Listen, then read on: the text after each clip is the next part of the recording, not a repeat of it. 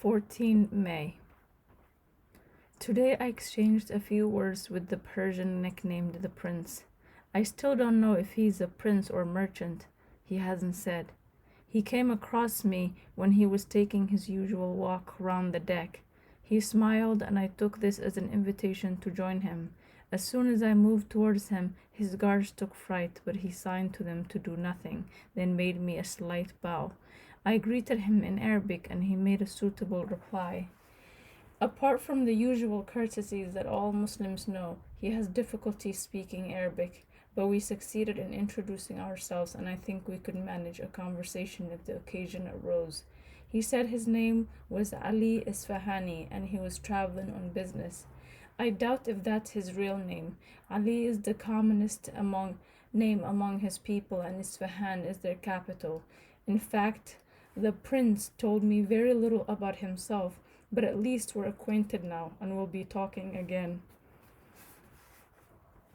As for Girolamo, my Venetian friend, he keeps singing the praises of Moscow and the Tsar Alexis, whom he seems to admire very much. He says he's very concerned about the good of his subjects and anxious to attract merchants, artisans, and educated men to Muscovy. But not everyone there is so well disposed towards foreigners. While the Tsar himself seems delighted with what's happening in his capital, which hitherto was only a huge, dreary village, and though he poses for painters, keeps up with the latest novelties, and wants to have his own company of actors, there are thousands of cantankerous priests who see all these newfangled notions as the mark of the Antichrist. They regard what goes on in the foreign quarter as debauchery, corruption, impiety, and blasphemy, harbingers of the imminent reign of the beast. Girolamo told me of a significant incident in this connection. Last summer, a troupe of Neapolitans went and performed in Moscow at the invitation of one of the Tsar's cousins. Their number included actors, musicians, jugglers, ventriloquists, and so on. At one point, a man called Percivale Grasso presented a very striking show in which a marionette with the head of a wolf, which had been lying on the ground, stood up and began talking and singing, then strutted about and started dancing, and all the time it was impossible to detect that the puppet was being manipulated by a man standing on a ladder behind a curtain. The whole audience was captivated. Then suddenly a priest got up and shouted that what they were all staring at was the devil himself. He quoted the Apocalypse, and he had power to give life unto the image of the beast, that the image of the beast should speak. Then he took a stone out of his pocket and threw it at the stage, and some of the people with him did the same. Then they all started cursing the Neapolitans and foreigners in general, and everyone involved in any way with what they considered profanities and the works of Satan. They declared that the end of the world and the day of judgment were at hand. The audience began to trickle away. Even the Tsar's cousin dared not oppose such fanatics, and the troupe of entertainers had to leave Moscow at dawn the next day. While my friend was telling me all this, I remembered the visitor who'd come to see me in Giblet a few years before with a book prophesying that the world would end in 1666. This year, his name was Evdokim. I told Girolamo about him. The name means nothing to him, but he is familiar with the book of the one true Orthodox faith, and every day has to listen to someone referring to the prediction. He himself refuses to take it seriously. I was relieved to hear and puts it down to sheer stupidity, ignorance, and superstition. But in Muscovy, he says, most people really believe in it. Some even claim to know the exact date. According to some calculation or other, the world won't last beyond St. Simeon's Day, September 1, which they regard as the beginning of the new year. 15 May 1666. I think I gained the confidence of the prince from Isfahan today, or more probably awakened his interest. We met as before when we were both taking a stroll, and as we went on together a little way, I told him about all the towns I'd been to in the last few months. He nodded politely at each fresh name, but when I mentioned Smyrna, his expression changed. To encourage me to continue, he said, Izmir, Izmir, the Turkish name for the place. I'd spent 40 days there, I said, and on 2 occasions had seen with my own eyes the Jew who claims to be the Messiah. The Persian then seized my arm, called me his honor friend, and said he'd heard many contradictory stories about Sabbatai Levi. I heard the Jews call him Sabbatai Zevi or Sevi, I said. He thanked me for the correction and asked me to tell him exactly what I'd seen so that he could distinguish the true from the false in what was being said about this character. I told him some things and promised him more in due course. 16 May. Yesterday, I revised what I said about gaining the prince's confidence and said rightly then that it was rather that I'd aroused his curiosity. Now I really can speak of trust, for today, instead of just listening to me, he talked about himself. He didn't tell me any secrets. Why should he? But for someone who's a foreigner and evidently likes to keep himself to himself, the little he did communicate is a token of esteem and a mark of confidence. He said he wasn't really traveling on business in the usual sense, but to see the world and find out at first hand about the strange things that are happening in it. Though he didn't say so, I am sure he's someone of importance, perhaps a brother or cousin of the Grand Sophie. I've thought of introducing him to Girolamo, but my Venetian friend is rather garrulous and might scare him. Then, instead of opening out gradually like some shy rose, the Persian might just close up again. So I mean to see them separately, unless they should happen to meet one another without me. 17 May. Today the prince invited me to his palace. The word is not excessive, relatively speaking. The sailors sleep in a barn, I sleep in a shed. Girolamo and his entourage have a house, and Ali Esfahani, who has a whole suite of rooms which he's decorated with rugs and cushions in the Persian style, lives in the equivalent of a palace. His staff includes a butler, a translator, a cook and his scullion, a valet, and 4 general manservants in addition to the 2 guards whom he calls my wild animals. The translator is a French ecclesiastic from Toulouse, who calls himself Father Angel. I was surprised when I first saw him with Ali, especially as they spoke to one another in Persian. I haven't been able to find out anything more. The translator disappeared when his master said he and I could make ourselves understood to one another in Arabic. In the course of the evening, my host told me a very strange thing. It said that every night since the beginning of this year, several stars have vanished from the sky. You have only to look up at the part of the sky where the stars are most densely concentrated to see that some of them suddenly go out, never to reappear. Ali seems to believe that as the year goes by, the night sky will gradually empty until at last it's completely dark. To check whether this is true, I prepared to spend most of the night sitting on deck with my head flung back, watching the sky. I tried to focus on fixed points, but my eyes kept blurring. After an hour, I felt so cold I gave up and went to bed without having proved anything. 18 May. I told my Venetian friend the tale about the stars and he burst out laughing before I'd even finished. Luckily, I hadn't said where I'd heard it, and luckily I haven't introduced the 2 men to one another. Though he goes on making fun of rumors about the end of the world, Girolamo has told me some things I find disturbing. When I am with him, I feel the same as I used to with Maimun. On the one hand, I wish I could share his serenity and his scorn for all superstition, and this makes me seem to agree with what he says. But at the same time, I can't prevent these same superstitions, even the most extravagant of them, from lodging in my mind. What if these people were right? What if their prophecies come true? Supposing the world really was less than 4 months away from extinction. Questions like these flit about in my head in spite of me. I know they're foolish, but I can't manage to get rid of them. This depresses me and makes me doubly ashamed, in the first place for sharing the apprehensions of the ignorant, and in the second for being so deceitful with my friend, nodding my head at what he says and all the time disagreeing with it in my heart.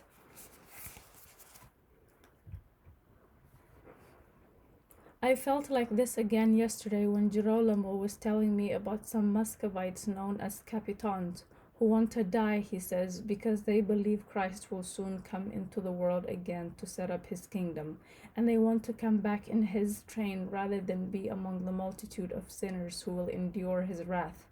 The Capitans live in small groups scattered throughout Muscovy, out of reach of the authorities.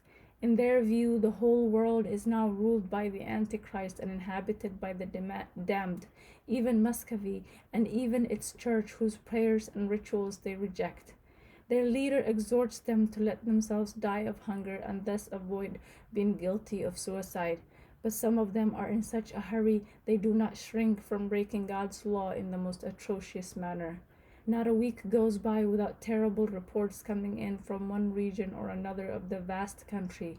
Groups of people gather in churches or even mere barns, block up the windows, and deliberately set the building on fire, so that whole families burn themselves alive amid prayers and the shrieks of children.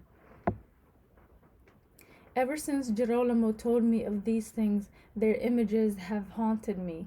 I think of them day and night and keep wondering if it's possible that all these people are dying for nothing. Can anyone really be so mistaken and sacrifice his life so cruelly just through an error of judgment? I can't help feeling some respect for them, though my Venetian friend says I am wrong. He compares them with ignorant beasts and thinks their behavior is stupid, criminal, and impious. At most he feels some pity for them, but below his pity lies scorn. And when I say I find his attitude cruel, he answers that he could never be as cruel to these people as they are to themselves and their wives and children.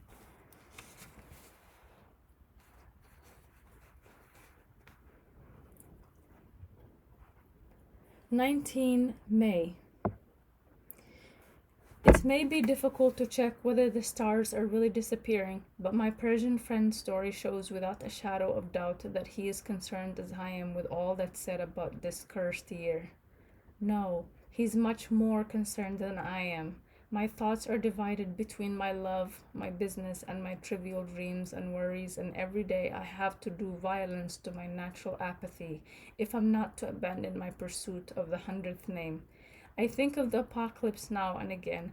I believe in things, but my father brought me up in such a way that the skeptic in me saves me from any great religious outbursts, or perhaps I should say precludes any kind of constancy, whether in the exercise of reason or in the quest for chimeras. But to return to my prince and friend, he listed for me today the various predictions he's heard of concerning this year. There are many of them, and they come from every corner of the globe. Some I am familiar with already, others not or only partly. He's collected many more examples than I have, but I know some things he doesn't. Above all, of course, there are the predictions of the Muscovites and the Jews, then those of the sectaries of Aleppo and the English fanatics, and the quiet recent prophecies of a Portuguese Jesuit. In Ali's view, the most disturbing prognostications are those of the four greatest Persian astrologers who usually disagree and compete for the favors of their ruler, but who apparently declare unanimously that this year men will call God by his Hebrew name, as Noah did, and that things will happen that have never been seen since Noah's own day. Another flood? I asked. Yes, but a deluge of fire this time. The way he said this reminded me of my nephew Boumet, that triumphal tone to announce the most awful calamities, as if the Creator, by letting them know what was in store, was implicitly promising them immunity. 20 May. During the night, I thought again about the predictions of the Persian astrologers. Not so much the threat of another flood, you find that in all prophecies about the end of the world, but rather the allusion to the name of God, and in particular his Hebrew name. I suppose that's the sacred tetragrammaton that must not be uttered. If I have read the Bible correctly, by anyone except the high priest once a year in the Holy of Holies on the Day of Atonement. So, what would happen if, at the behest of Sabbatai, thousands of people all over the world were to speak the ineffable name aloud? Wouldn't heaven be angry enough to annihilate the world and everyone in it?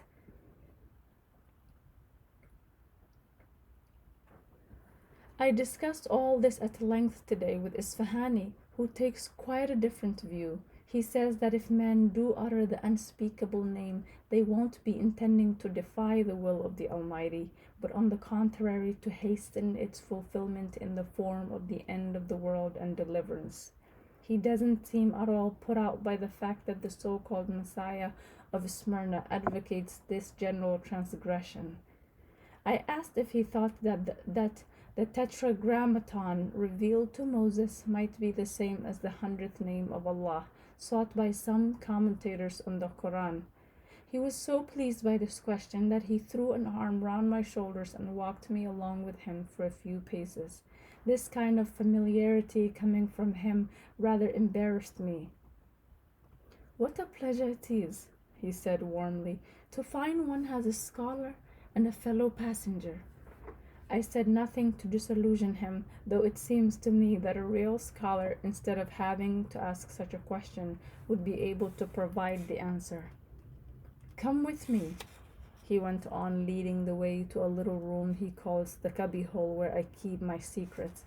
I suppose that before he came on board, the place didn't have a name. It was just a small space used for storing bits of damaged cargo. Now, however, the shelves are curtained, the floor is fitted with little carpet, and the air is heavy with incense. We sat down facing one another on a couple of plump cushions. An oil lamp hung from the ceiling. A servant brought in coffee and sweetmeats and left them on a chest to my right. On the other side was a big irregular window opening onto the blue horizon.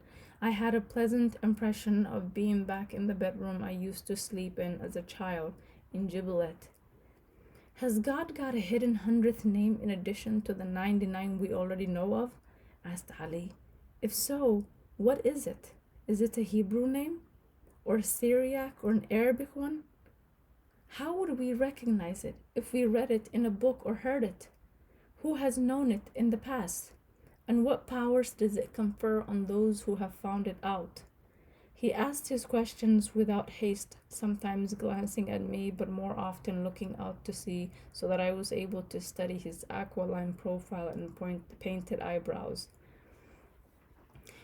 Ever since the dawn of Islam, scholars have argued over a verse that occurs 3 times in similar terms in the Quran and lends itself to various interpretations. He quoted the phrase carefully, "فَسَبِّحْ بِاسْمِ رَبِّكَ الْعَظِيمِ," which may be translated as "glorify the name of your Lord, the Most High." The ambiguity arises from the fact that in Arabic the epithet "azim," the Most High, may refer either to the Lord or to his name. In the first case, the verse is merely a normal exhortation to glorify the name of the Lord. But if the second interpretation is correct, the verse might mean glorify your Lord by his highest name, which would suggest that among the names of God, there is a major one which is superior to all the others, and in the invoking of which produces special results. The argument had gone on for centuries, with the advocates of each interpretation finding or thinking they find proof of their own and disproof of their opponents, case in the Quran itself, or in the various pronouncements attributed to the Prophet. And then a new and powerful argument was put forward by a scholar in Baghdad known as Mazandarani. I don't say he managed to convince everybody. some people still hold to their previous positions, especially as Mazandarani himself had rather a dubious reputation. He was said to practice alchemy, to use magic alphabets, and to study various occult sciences. But he had many disciples, and his house was always full of visitors, so clearly his argument undermined some certainties and whetted the appetite of scholars and laymen alike. According to the prince, Mazandarani's argument in brief was that if it has been possible for the verse in question to be understood in two different ways, that is because God, who for Muslims is the author of the Quran, intended the ambiguity. Indeed, said Isfahani, continuing his commentary, though without making it clear whether he actually agreed with Mazandarani, if God put it that way rather than another, and used the same form of words almost identically 3 times, it's unthinkable that he could have done so by mistake, or incompetence, or accident, or ignorance of the language. If he did, he must have done it deliberately. Having thus, so to speak, changed the doubt into certainty and darkness into light, Mazandarani asked himself why God wanted to create this ambiguity. Why didn't he tell his creatures plainly that the supreme name doesn't exist? And Mazandarani answered his own question. If he expressed himself equivocally, it was not to deceive or mislead us. That too would be unthinkable. He couldn't have let us believe the supreme name might exist if it didn't. Therefore, it necessarily does exist, and if the Most High doesn't tell us so more explicitly, it's because his infinite wisdom commands him to show the way only to those who deserve it. When they read the verse in question, as when they read many others in the Quran, most people will go on thinking they have understood all there was to understand. But the elect, the initiates, will be able to slip through the subtle door he has left ajar for their benefit. Judging that he established beyond all possible doubt that the 100th name exists and that God doesn't forbid us to try to find it, Mazandarani promised his followers to say in a book what it is not and what it is. And did he write the book? I asked, not very comfortably. There again, opinions differ. Some people say he never did write it, others say he did, and that it's called the Book of the 100th Name, or a treatise on the 100th name, or the unveiling of the 100th of the hidden name. I had a book through my shop once with that title, but I don't know if it was by Mazandarani. Again, I couldn't be more truthful without giving myself away. Have you still got it? No. Before I could read it, an emissary from the King of France asked for it, and I gave it to him. If I'd been you, I wouldn't have given it away before I'd read it. But don't worry, no doubt it was forgery.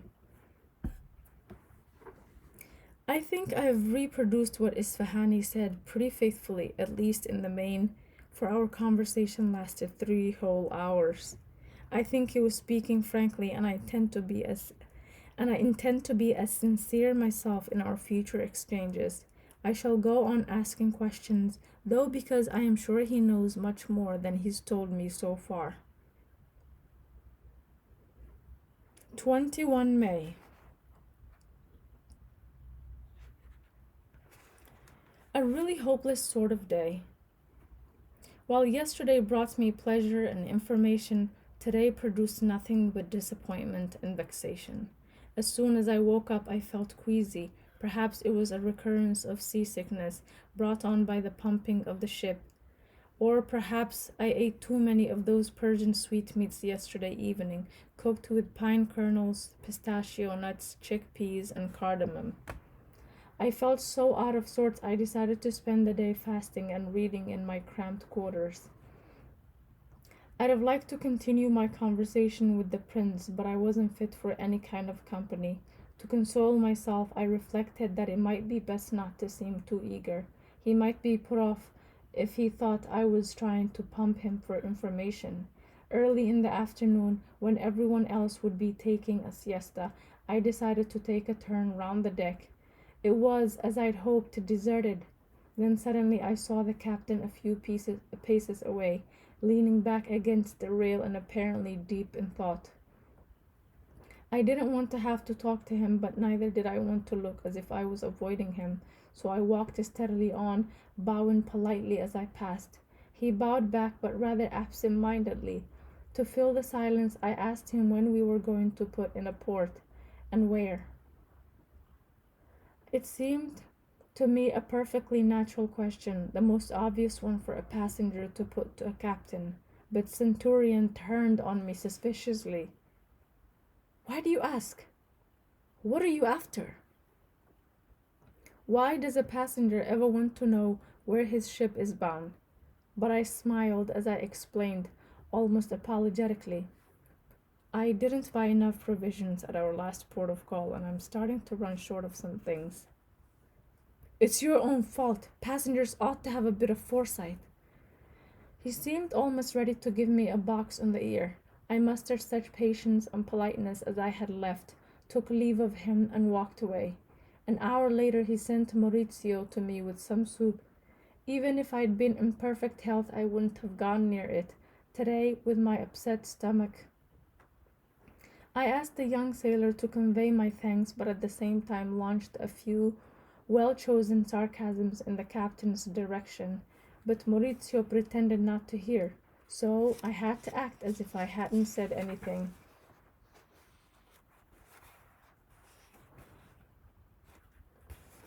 So much for my day, and now I'm just sitting here with my pen in my hand and tears in my eyes. All of a sudden, I feel bereft of everything: dry land, Gibelet, Smyrna, Genoa, Marta, even Gregorio.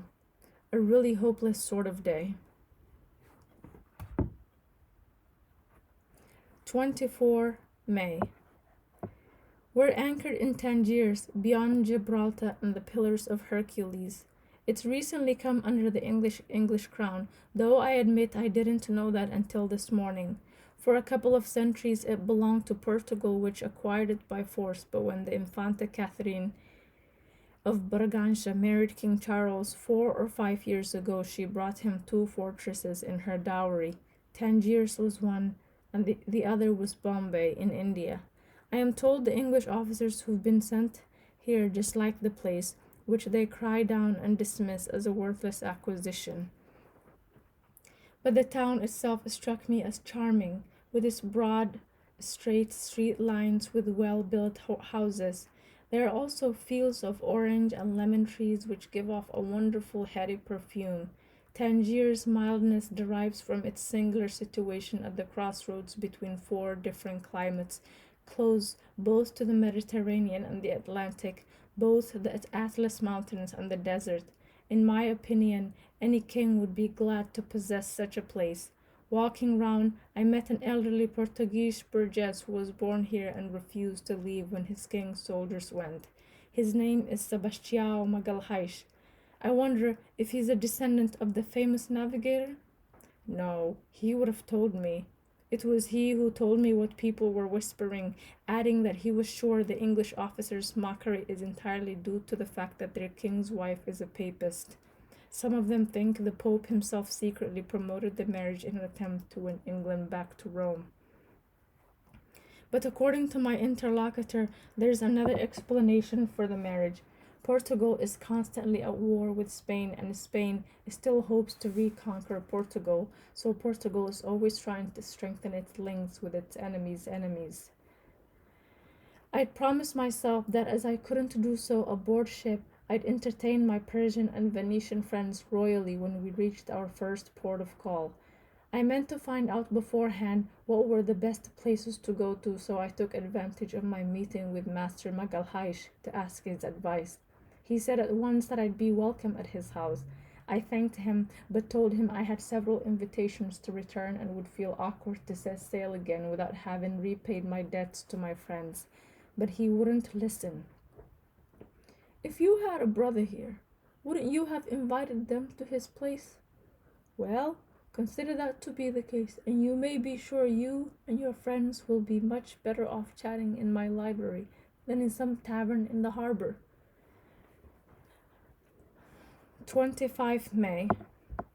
I couldn't add anything to my journal yesterday evening. It was dark by the time I got back from the Magalhaish house, and I'd eaten and drank too much to be able to write. Our host had even pressed us to stay the night, which would have made a pleasant change from all the nights we've spent in beds being bumped up and down all the time. But I was afraid the captain might take it into his head to sail before dawn, so I preferred to decline the invitation. It's midnight now, and the ship is still moored to the quay. Everything is quiet. I don't think we are about to leave. Yesterday evening passed pleasantly enough, but the fact that we had no language in common rather spoiled things. Of course, Father Angel was there to act as interpreter for his master, but he didn't overexert himself. Some of the time he was busy eating, at other times he hadn't been listening and was obliged to ask us to repeat what we'd said. At other times again he would translate a long speech by just a couple of words, either because he couldn't remember it all or because he disapproved of some of it. For instance, at one point Isfahani, who was very interested in Muscovy and what the Venetian had to say about its people and their customs, wanted to know what religious differences there were between Orthodox and Catholic believers. Girolamo started to explain the Patriarch of Moscow's arguments against the Pope, but Father Angel didn't like having to repeat that kind of thing when Durazzi said that the Muscovites, like the English, referred to the Pope as the Antichrist. The priest went red in the face, dropped his knife with a clatter, and said to the Venetian, his voice trembling, "You'd better to learn Persian and say such things for yourself. I don't propose to soil my lips or the prince's ear with them."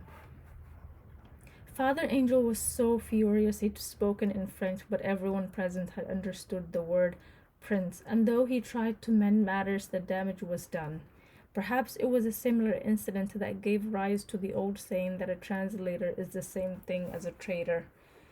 Anyhow, after a month as his fellow passenger, I now know for sure that Isfahani really is a prince. Perhaps by the time we land in London, I'll have found out exactly who he is and why he's on this journey. Yesterday evening, when we'd been talking again about Tangiers being handed over by the Portuguese, he leaned over and asked me if one day I'd explain to him in detail both the similarities between the various Christian countries and the things that divided them from one another. I promised I'd tell him what little I knew. And by way of preamble, I told him half jokingly that if anyone wanted to understand anything of what is going on around him, he should bear in mind that the English hate the Spaniards hate the English, the Dutch hate both the English and the Spaniards, and the French cordially detest all of them. Then suddenly Girolamo, who heaven knows how had understood what I just said in an aside and in Arabic too, intervened. And tell him too that the Sienese curse the Florentines and the Genoese prefer the Turks to the Venetians. I translated this faithfully and then protested hypocritically. The proof that we Genoese no longer bear a grudge against Venice is the fact that you and I are talking together like friends. Yes, now, he answered, but to begin with, you always looked around first to make sure there wasn't any other Genoese watching. Once more I contradicted him, but he might be right, except that I wasn't so much looking round as looking up to heaven, where my ancestors are supposed to be, God rest their souls. I translated our exchange to His Highness, but I don't know if he understood. I suppose he must have done. Hasn't Persia got places of its own like Genoa and Venice, Florence and Siena, all full of schismatics and fanatics, as well as kingdoms and peoples squabbling all the time like our Englishmen and Spaniards and Portuguese? The Sanctus Dionysius didn't sail till nightfall. If only we could have spent the last night between the comfortable sheets that Magalhaish offered us. What a lot of good that would have done us. But instead of speaking of regrets as I leave Tangiers, I should be thanking God for the unexpected meeting that made my stay there so significant. I only hope we gave our host as much pleasure as he gave us, and that our visit did something to lighten his melancholy. When the Portuguese owned Tangiers, he was a highly respected citizen, but since the English took possession, he feels he's gone down in the world. But what could he do? He asked. At over 60 years old, he can't leave his house and land and go and start a new life somewhere else. And after all, the English are allies, not enemies. Their queen is Catherine of Braganza. So I've become an exile without ever leaving my country. That's something a Genoese living abroad can understand, isn't it? God bless you, Sebastião Magalhães, and give you patience.